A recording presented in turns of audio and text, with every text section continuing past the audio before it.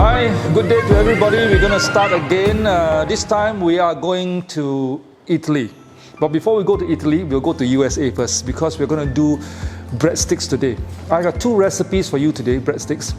I'm going to do the Italian breadstick later, but first of all, I will demonstrate the American breadstick, which is the US breadstick, which is a bit fatter. Huh? Okay, so the American breadstick is actually designed for dipping in soups, for dipping in pasta sauce and all this, right? And it's designed to be fairly stiff. It's not the soft Hokkaido bread, those Japanese bread type. It's stiff, it's chewy. It's meant to be a dipstick, So I'm going to demonstrate it first. So, of course, first of all, let us all measure the water. Okay, if you take a look at the recipe, you realize that it is, we start off with 160 ml of water. Okay, that's water. You can use any kind of water. Okay, especially if you're using mineral water, that would be great. Just don't use alkaline water. The alkalinity will change the whole thing. And the next thing you want to put in today, I'm going to use garlic butter. If you have attended the last lesson, you'll probably have the recipe for this garlic butter. Leftover garlic butter is very useful. It has been in the freezer, so you can use it, or you can just go outside and buy some garlic butter, right?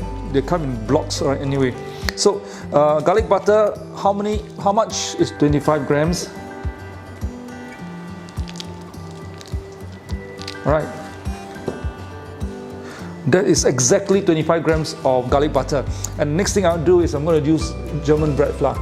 This German bread flour we're using is the one with the 12% protein. Okay, not the 10% but the 12% protein. How much? We got 250 grams of it. So as a reminder to all of you, we are going to use a machine so the liquid goes in first before the dry ingredients, right? Okay. Then the next thing that go in first, we are going to use Sienna, spring Sienna. This has a very, very nice sour, aromatic, and it's got kind of a malty flavor, so I like it. I can smell it here right now as I open it. It's going in my face. We're going to use 7 grams of it. That's about 7 grams. Let me put 7 grams of this. Okay, that's about 7 grams. Okay, 7 grams of Sienna, which is a very aromatic sour. That's Sienna over here. It's called spring Sienna. And then we're going to put some improver. This is Domino Vert. This Domino Vert is an improver.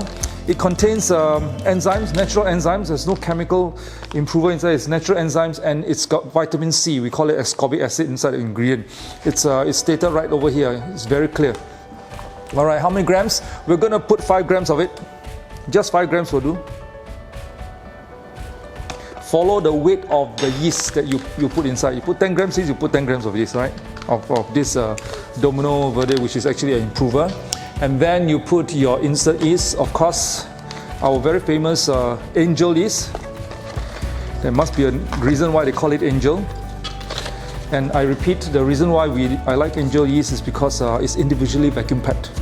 Right, so it'll last a lot longer. How many grams? We got 5 grams of it.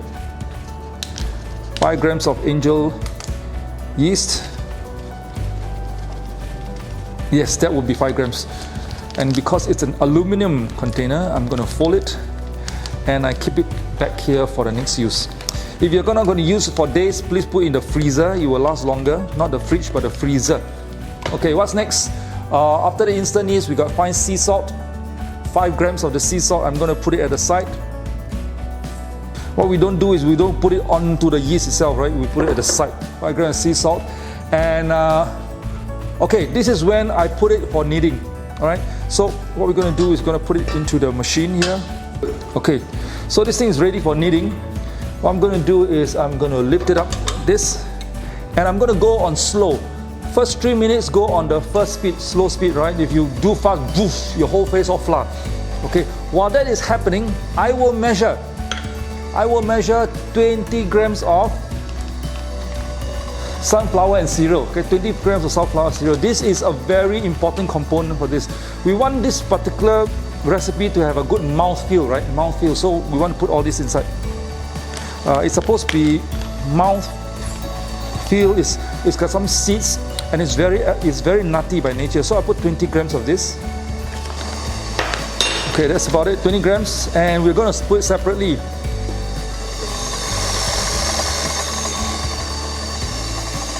Then we're going to increase the speed by a little bit so that it kneads. Okay, let it knead a bit more. Sometimes, depending on the flour you have in your country or your place, sometimes it can be a bit dry, and feel free to add in a little bit more water here and there, so that it doesn't become too dry. But this one looks okay. Okay, so what is the purpose of this kneading? I'm going to let the dough has a chance to form the gluten first, because when you put in this sunflour and cereal, it does not form the gluten very well. So I'm going to let it knead for a while, let the gluten have a chance to get to know each other, form the gluten. Then I'm going to add this in slowly so that it forms the dough. If not, you'll be kneading for over an hour and still it doesn't come together, right? Okay, so you just go for 10 minutes. First 3 minutes slow, let it come into a dough form, and if you can see that it's already in a dough form, it's not really sticking to the wall of the bowl, you can start putting this in, okay, which is just about right now. Okay, so I'm going to put the sunflower and cereals in. Actually, it's very flexible. You want to use cereals, you want to use cereals and soya, it's perfectly fine. I kind of like this one because it gives a very nutty thing, and it's got linseed and everything, sunflower seed. It just gives you a very satisfying bite to the whole thing, right? While this thing is kneading, I'm going to invite Dolphy here, who is my oven operator. She's going to help do a half an hour preheat of the oven at 200 degrees. Okay, for this recipe, I need the oven to be really hot because the Italian breadstick, I need it to be crispy. Okay, we're almost done. You can check the dough. How do you check the dough? By shutting it off, down, and touching it. It's tacky, but it doesn't stick to the finger. It's tacky, it doesn't stick to the finger. That's it, it's done.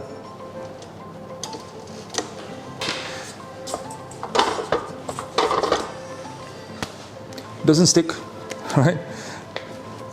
And I'm just gonna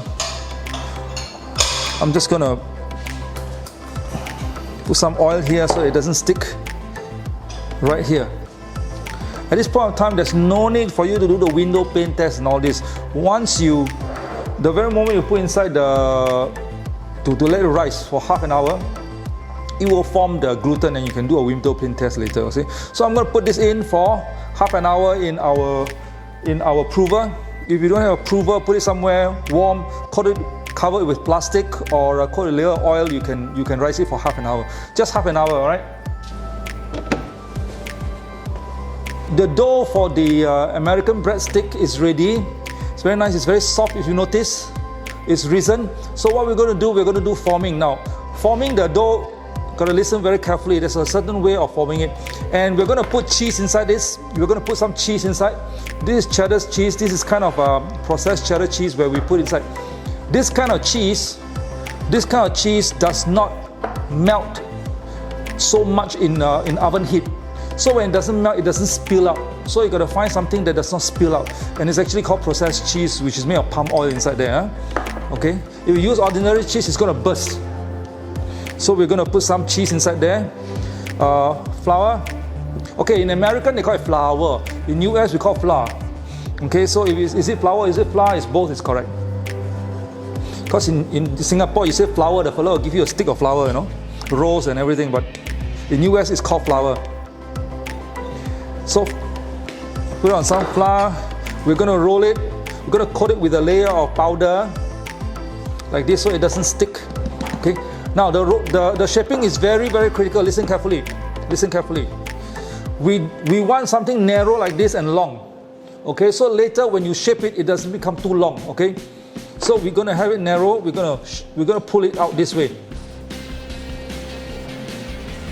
to about 3 to 5 millimeters thick will do. Okay, like this. Just remember, this breadth should not be too wide. I need a long rectangular. Okay, that's the whole gist. Because later when you shape it, it gets longer and longer. It becomes too long. Okay, I'm going to make it into a kind of a rectangle like this. Yes, can you see it's a narrow rectangle? But of course it's a bit too thick, so I'm going to pull it some more. I'm going to pull it some more. A little bit more.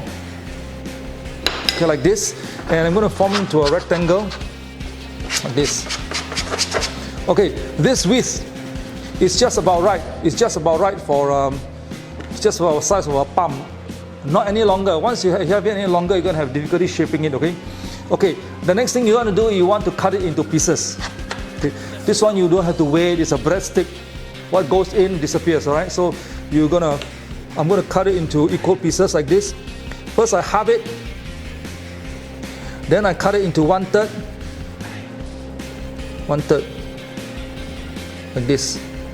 Okay, I halve it again, I do 1/3,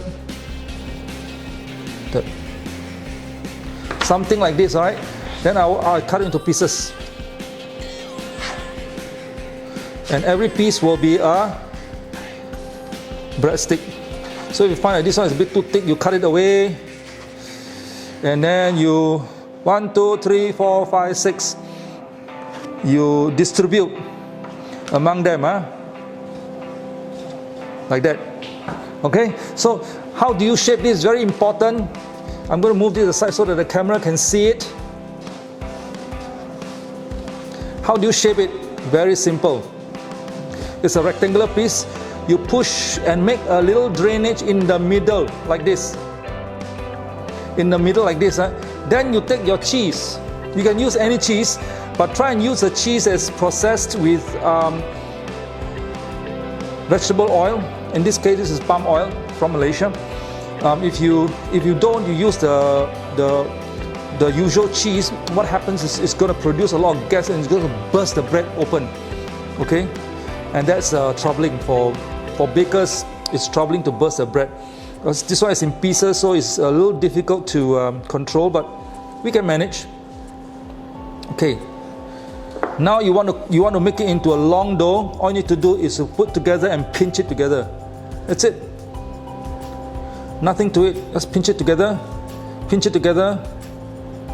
Like this. You notice it gets longer and longer later when you turn it around like this and you start rolling it. It gets a bit longer. So therefore your width, you don't go and do too wide a width. It's a problem then. Alright, make sure it's sealed so that the cheese does not come out, although it doesn't melt totally. But it's important to do that. You can use cheddar, the sharp ones. Try not to use those cheese they are very big and melting, you know. Try and use cheddar, something sharp. That's it. That's a stick. That's an American stick. So we have done all the shaping. All we need to do is let it rise for half an hour before you bake it. And to prevent it from, you can do a few things. You can cover it with a piece of plastic wrap, or you can simply just spray with some oil here so that it prevents it from drying up like this. And just leave it at the corner. You will rise for half an hour, and then we bask it and we can bake it, right? So I'm going to put this aside. So I'm going to simply, this baking requires a two-process baking. It's risen already. I'm going to coat it with a layer of egg for the shine, egg and milk. I'm going to put in for about 8 minutes. Take out, coat it a layer of oil, and then put in all the sprinkles I want to put on top, and then bake it for 3 minutes and it's done, okay? So this is the first coat. While waiting for that one to happen, I'm going to go through the first coat. Okay.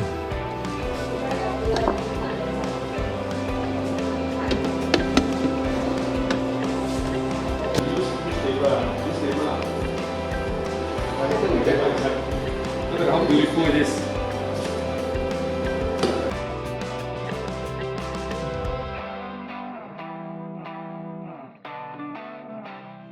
Alright, so what we're going to do, we're going to do the Italian breadstick. Very thin, very crispy, very nutty. Alright, again, we're going to do this. We're going to measure up the water. The recipe is almost the same except for a few variations. Alright, so first of all, we also have 160 grams of water. 160 grams of water. And this time, instead of using garlic butter, we're going to use extra virgin olive oil. How much of it? 25 milligrams of it. Milligrams, grams, not milligrams. 25 grams of extra virgin olive oil. 25 grams, and we are at 25 grams. Okay, great. So extra virgin olive oil will be very nice. And the next thing we need to put in is 210. This one is not 250, 210 grams of German bread flour.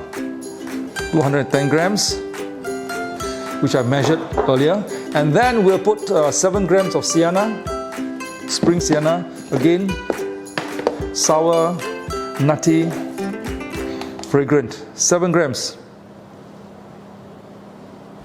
Okay, there's 7 grams of it. I'm going to put it back. And what's next is, of course, our 5 grams of angel yeast.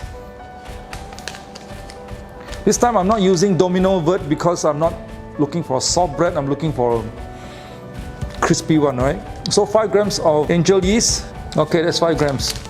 A little bit left. This is about 11 grams a packet, so there's probably 1 gram still inside, hanging there, inside there. All right, and then we got 5 grams of salt, which I'm going to put at the side. 5 grams of salt at the side. There we go. And what next is sunflower and cereals. Again, I have measured 50 grams. This time is 50 grams on sunflower and cereals. So I'm going to knead this again, and I'm going to put this in slowly, right? Okay, let's put back into the machine. Slow, 3 minutes. Just let it go slow for 3 minutes, and then we will spoon in this a little bit at a time. All right, so if you can see, the gluten is almost forming pretty nicely already. I'm going to spoon this a teaspoon at a time on a sunflower and cereal so that it does not disrupt the formation of the gluten. But first of all, I'm going to lower the speed to speed number 2 so it doesn't throw back into your face, you know. All right. And all we need to do now is wait for it to absorb the whole thing in. We can take out for first rising. All right, it's done.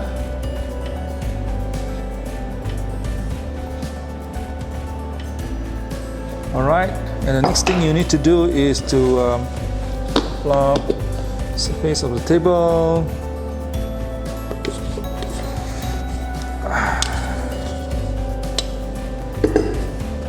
Okay, form into a round ball. This is a bit sticky, this dough, like this. And as I form the round ball, I can feel the linseed, the sunflower seed on it, you know.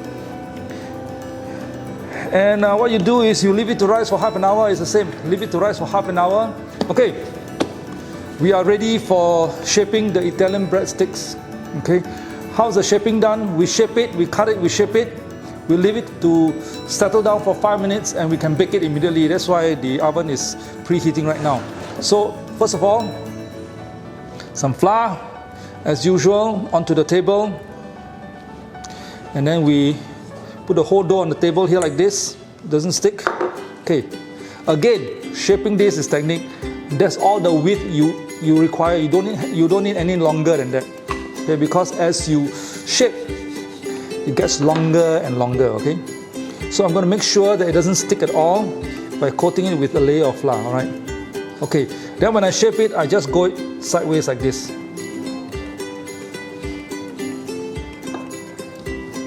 The difference between this one and the American breadstick is you roll it much thinner, about 3 millimeters or 5 millimeters at the most in terms of thickness. All right, and I'm going to hold the width down. I will be controlling the width. I want it to go wide. All right, I'll be controlling the width like this. I want it long and thin. Okay, again controlling the width, thin and long, pulling it this way and that way. This is going to produce a lot of sticks. I think you can feed the whole company with this. You know, just smelling this thing, haven't baked it, is already very, very nutty already. Control, again, control. Here's the keyword, control the width. Make it long.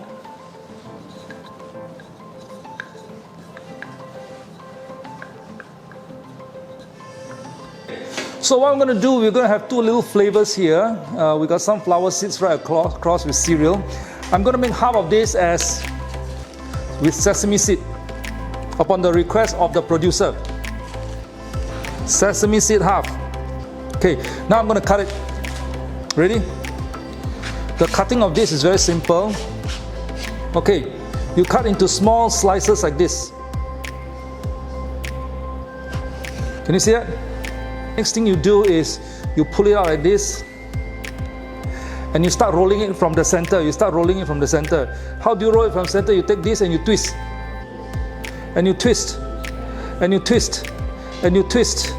And as you twist, it gets longer and longer and longer. Can you see that? And then gum. So the dough has gone through half an hour of rising, and immediately we sprinkle it, we decorate it, and when we show you how to twist the whole thing into a breadstick. Notice how thin it is. So now I'm going to put inside the oven that has been preheated for half an hour or more at 200 degrees. How much time do we bake inside there? 10 to 15 minutes. Why is there a range? It depends on your oven, it depends on the condition of the dough at the time. What you do is you bake until it becomes crispy, that's it. Alright? Some oven, after a while, is still not crispy. If this one is not crispy, it doesn't work. Okay, I'm going to put it in the oven. Right. And check whether it's crispy enough. If it's crispy enough, we're done. If not, we'll put it back into the oven again. How to check? Very simple. Okay. Some of them are still a bit soft because they're a bit thick. We're going to put inside there for 2 more minutes and then we're done. Just 2 more minutes. Okay, so now we set again. Okay. Now the toast looks pretty good. The toast looks pretty good. Okay, let's take a look at it. Not bad. Oh, some of them are really crispy. So once you leave it in the air to cool, it will crisp up even further. Although when you take it out first, it looks a bit soft. It feels a bit soft. But you leave it for a while, it will crisp up. The drier it is, the longer it will last in the pantry, okay?